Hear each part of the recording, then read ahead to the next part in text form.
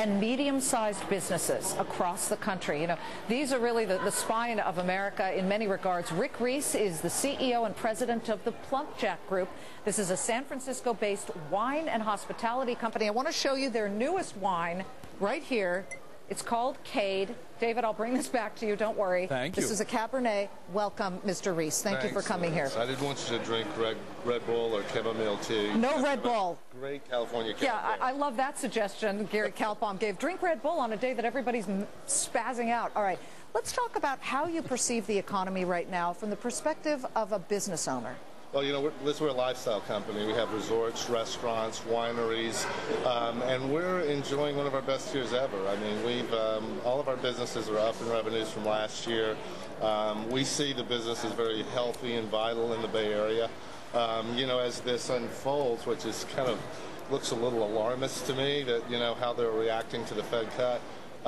You know, we'll see how it affects us as we grow businesses and we're going out to raise money to do new businesses. Okay, so you're telling me that your company doesn't expect to warn on earnings, that the economy is good, people are spending on discretionary items like PlumpJack wine? Absolutely. We've had great revenues in last month, this month, all year long. We've had a great year. Revenues are up.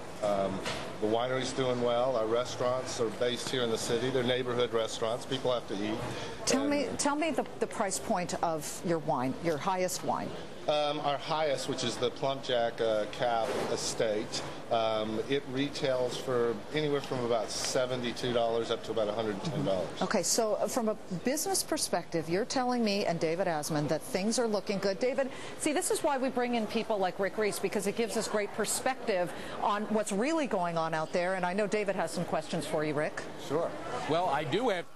But, Liz, I'm going to give this all to you because he's right there in front of you. It makes no sense for me to come in, and you're the big wine drinker. Go ahead. Oh, yeah. I'm the big drinker. Let me tell you, I've never had a beer in my life, I swear to God. All right, well, let's bring in the fact that some people say that the luxury items and the luxury travel and companies like yours, that it starts to trickle down after a certain point, especially if unemployment is affected, which it is not right now. We want to stress that. But what do you say to economists who say, boy, it's starting to get tough out there? I mean, you just heard the Fed statement and the quarter-point rate cut, and they don't cut unless they feel that growth is going to stall. Well, you know, our approach has always been quality. I mean, as long as we give quality in our products, whether it's wine or food or a stay at a resort, and that quality is delivered at great value, we think we're a little insulated from the, you know, up and down of the economy. We think people will still drink good wine, they'll still want a good meal, they'll still want a good experience to get away and escape and have a, you know, a wonderful vacation. So we think we're a little insulated from that, even though we will get affected. It tends to be a little bit delayed, but all in all, it doesn't move as nearly as much as most people think. I remember during the dot-com explosion around 1999, all the CEOs, especially in this area, would call their wine guy and say, oh, I need to have that special bottle. And then it became the wine guy indicator when the wine guys started calling the CEO saying, hey, are you interested in this bottle that was so hard to get a couple of months ago? That to them was a signal that things were starting to go downhill. Have we reached that point yet? I don't think so. I mean, I think the whole economic downturn that we had back in the early 2000s where the whole technology blew up, I mean, that was dramatic. That was so centric to San Francisco because it was based here. And hotels, restaurants, I think really, you know, got affected by that because people were getting laid off, people were losing their jobs. Don't see that right now. I mean, we see unemployment pretty, you know, in an appropriate level. We're not having problems finding people. We're not having problems with our revenue. Are you hiring? Yeah, we are hiring. We are hiring. Good positions? Good positions, absolutely. We're looking for a director of marketing right now for the company. Okay. Well, so, see there's the announcement. They're looking for a director of marketing. Well, that's interesting because a lot of times CEOs come on and everything's great. Yeah, are you hiring? Not so much. Yeah.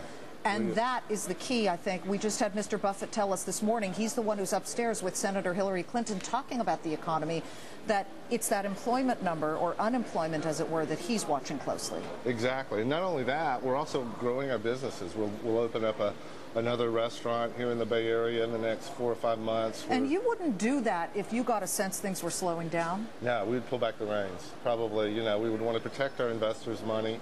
You know, that to us is our livelihood, is making sure that those investors get a great return on the money they invest with us. So we're very sensitive to that. But we think, again, at our end of the market, which is really kind of a lifestyle. It's a choice people make, you know, in terms of celebrating life, Sure. whether it's through any of our businesses. If you had one question to ask Senator Clinton about her plan, because she's certainly controversial in many regards, what would it be? What are you most fearful or positive about when it comes to the senator if she were to become president?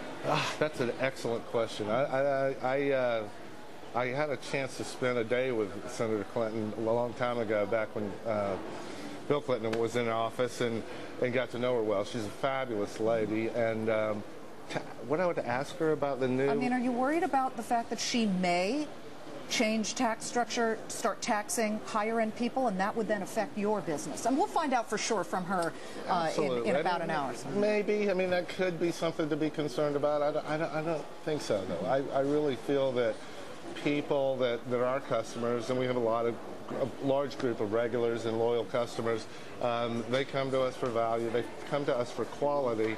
And I don't think if their net worth is dramatically affected, they're going to stop buying a nice bottle of wine. Well, and your newest, once again, is Cade. This is a Cabernet, brand new, fresh. How much does this, what's the price point here? This is about $58 a bottle.